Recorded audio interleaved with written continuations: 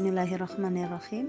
Assalamualaikum muridku yang hebat dan soleh-soleha.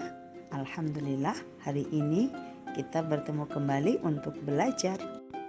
Pada pertemuan kali ini kita akan membahas muatan pelajaran IPAS untuk kelas 4 SD kurikulum Merdeka mengenai perkembangbiakan tumbuhan.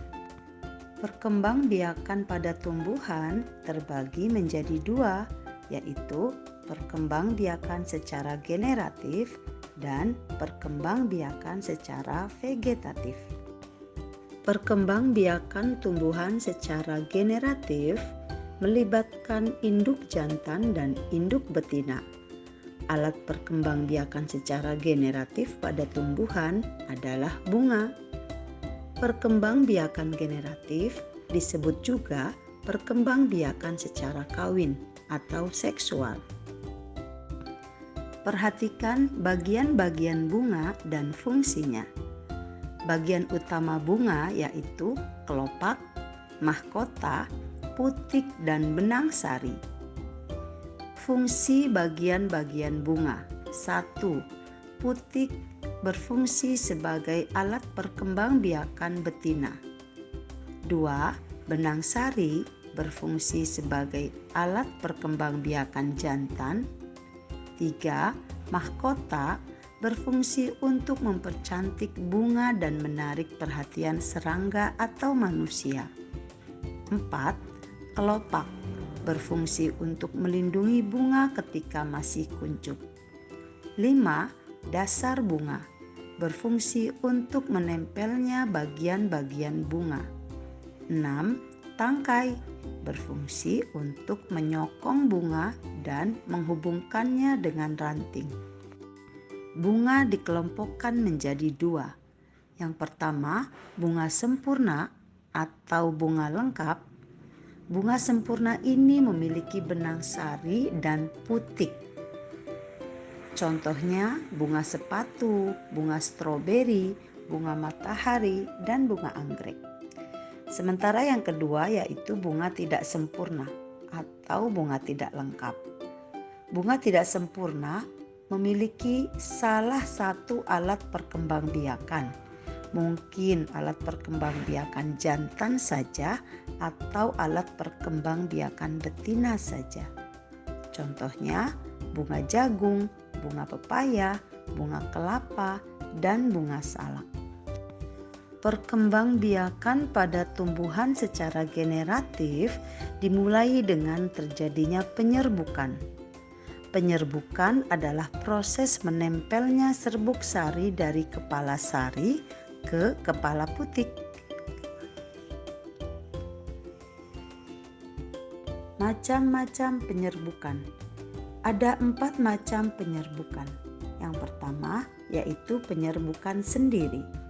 Penyerbukan sendiri terjadi ketika serbuk sari melekat di kepala putik bunga itu sendiri.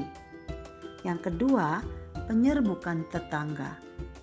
Ketika serbuk sari dari suatu bunga melekat di kepala putik bunga yang lain dalam satu tanaman. Yang ketiga, penyerbukan silang. Terjadi ketika serbuk sari melekat di kepala putik bunga pada tanaman lain tetapi masih satu jenis. Yang terakhir, penyerbukan bastar.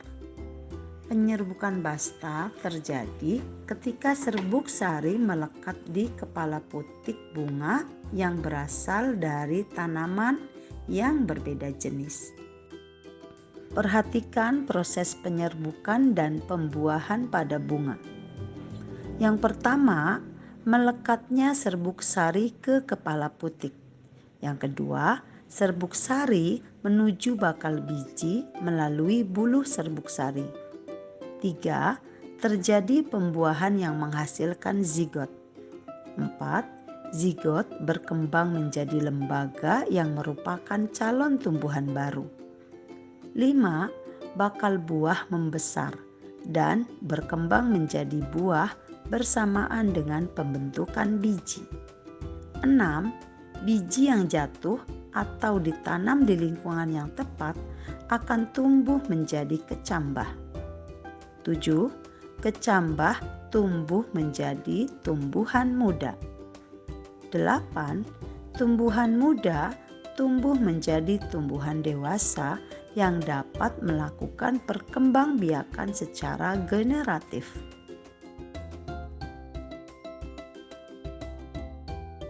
Berikut beberapa perantara penyerbukan, yaitu hewan, angin, air, dan manusia.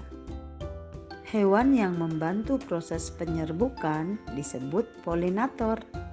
Contoh polinator: kupu-kupu, lebah, kumbang, lalat, kelelawar, ngengat, burung, dan siput. Proses perkembangbiakan selanjutnya yaitu penyebaran biji. Setelah terjadi penyerbukan, bakal biji akan berkembang menjadi biji yang berisi calon tumbuhan baru. Biji yang hinggap di lingkungan yang tepat akan tumbuh menjadi tumbuhan baru.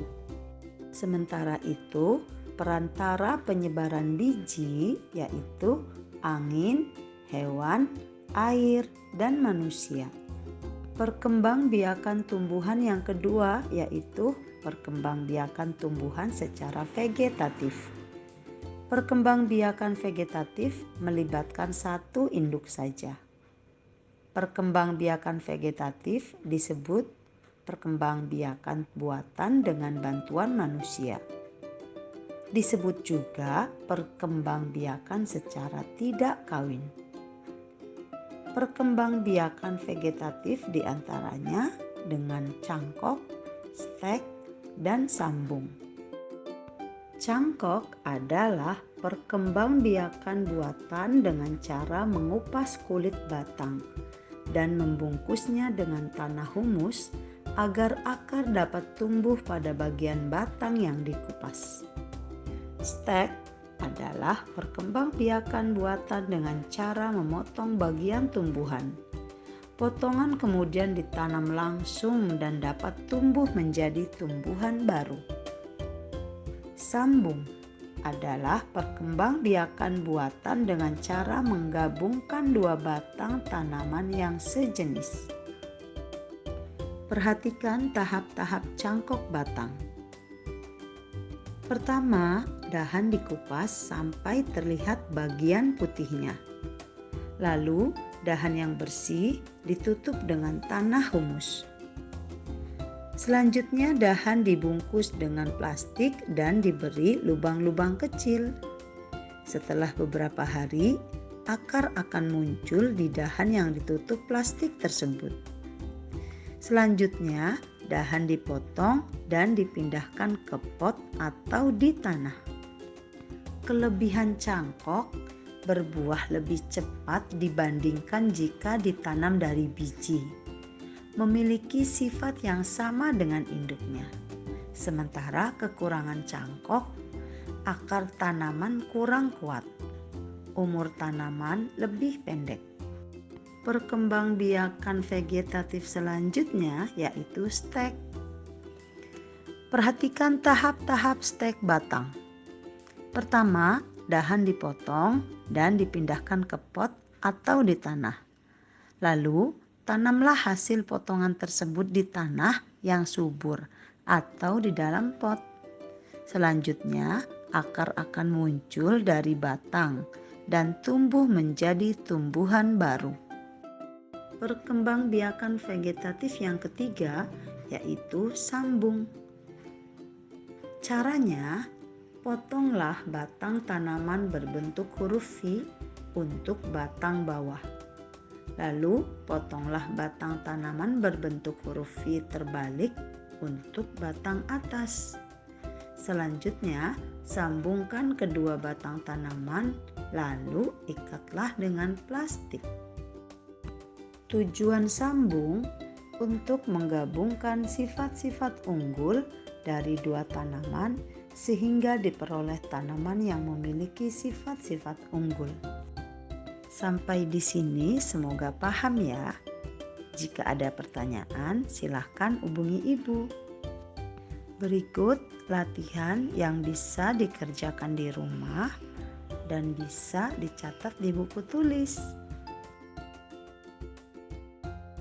Alhamdulillah, demikian video mengenai perkembangbiakan pada tumbuhan.